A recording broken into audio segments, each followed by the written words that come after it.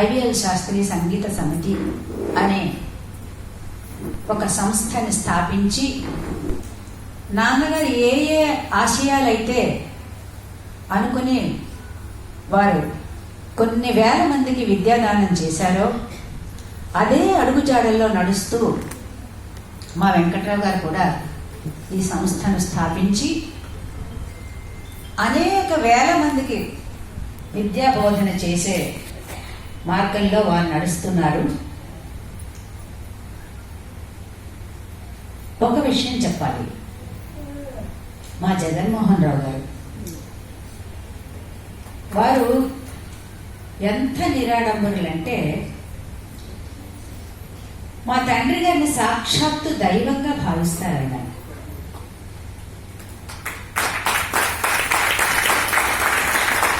వారి ఇల్లు జగదంబ సెంటర్లో ఉంది, పెద్ద సెంటర్, కొన్ని కోట్లు విలువ చేసే దాన్ని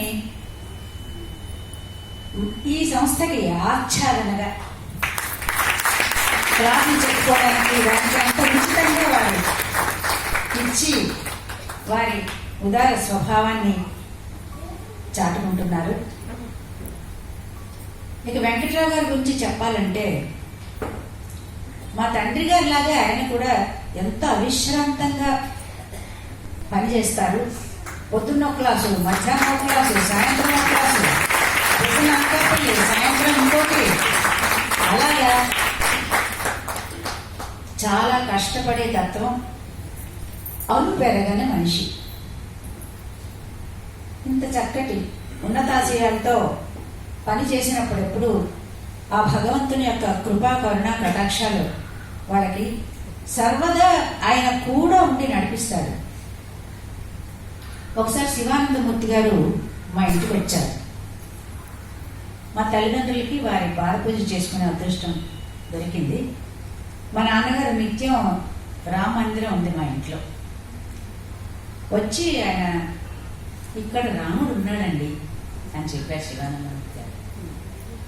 మా నాన్నగారు అంటే ఎంత నిరాడంబరులు, ధర్మాన్ని నమ్ముకున్నవారు, భక్తితో భగవంతుని ఆరాధన చేసి సంగీత సేవలో ఒక్క రూపాయి ఆశించకుండా కొన్ని వేల మందికి విద్యాదానం చేసినటువంటి వారు.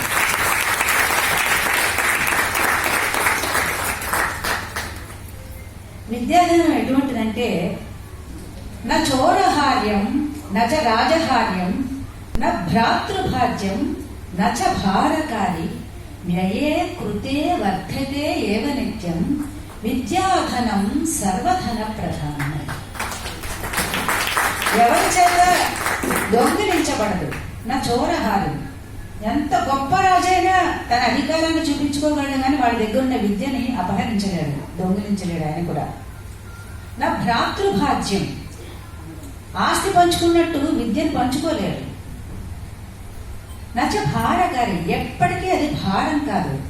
వ్యయే కృతే వర్ధతే, నువ్వెంత ఖర్చు పెడితే అంత పెరుగుతుంది నీ విద్య. అలా మా తండ్రి గారు అంతమందికి అలా విద్యాదానం చేసుకుంటూ చేసుకుంటూ చేసుకుంటూ తన విద్యను పెంచుకుంటూ చివరి క్షణం దాకా, చివరి ఊపిరి దాకా ఆయన కింద కూర్చునే రాముల వారి అర్చన చేసుకునేవారండి. తెల్లవారి 4 గంటలకు త్యాగరాజస్వామి వారి రొటీన్ ఏంటో ఎలా ఉంటుందో ఇంట్లో మన తండ్రి గారి రొటీన్ కూడా అలాగే. పిల్లలందరం కూడా 4 గంటలు లేచేవాళ్ళం సాధన, సంగీత సాధన. ఆయన ఎంత కష్టపడ్డారో మేము కూడా అంత పిల్లల్ని కూడా అలాగే బాగా సాంబెట్టి తయారు చేశారనమాట. ఇటువంటి చక్కటి అవకాశాన్ని నాకు ఇచ్చినటువంటి మా జగన్మోహన్ రావు గారికి, మా అన్నయ్య గారు వెంకట్రావు గారికి, మా అన్నయ్య రామచంద్రమూర్తి అన్నయ్యకి ధన్యవాదాలు చెప్తూ ఒక చిన్న కొసమెరుపు. మా తండ్రి గారు ఏకాహం చేసేవారు ప్రతి విజయదశమికి. అంటే 24 గంటలు సంకీర్తన, నామ సంకీర్తన, భజనలు, సంగీత కచేరీలు వాటితో నడిచేదన్నమాట. 24 గంటలు, అర్ధరాత్రి 12, 1 గంట దాకా బ్రహ్మాండంగా అందరూ ఉత్సాహంగా నడిచిపోయేది. 1 గంట తర్వాత తెల్లవారి అప్పుడు నిలబడేవారండి మా వెంకట్రావు గారు, మా రామచంద్రమూర్తి అన్నయ్య.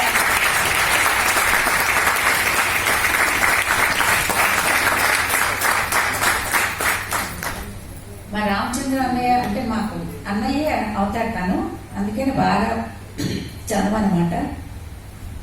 నిలబడి అరక్షణం కూడా కంటి మీద కునుకు రాకుండా నామ సంకీర్తన వాళ్ళు చేసి అందరి చేత చేయించి, మా అన్నయ్య అయితే డాన్స్ కూడా చేసేసేవాడు.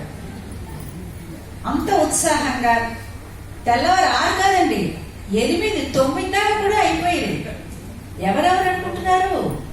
ఈ నేడు మహా విద్వాంసులుగా ఉంటున్నటువంటి మా వెంకటరమణమూర్తి గారు, సద్గురు చరణ్ గారు, బివిఎస్ ప్రసాద్ గారు, పత్రి సతీష్ కుమార్ గారు, ధర్మారావు గారు, వీళ్ళందరూ ఇంతమంది మొదంగా వేసుకొని, వంకాయ నరసింహన్ గారు పెద్దవారు, వీళ్ళందరూ కూడా అస్సలు ఈ డే అంతా ఒక ఎత్తు అయితే ఆ తెల్లవారి భజన ఒక పెద్ద బ్రైట్ ఫీస్ట్ అన్నమాట అందరికి.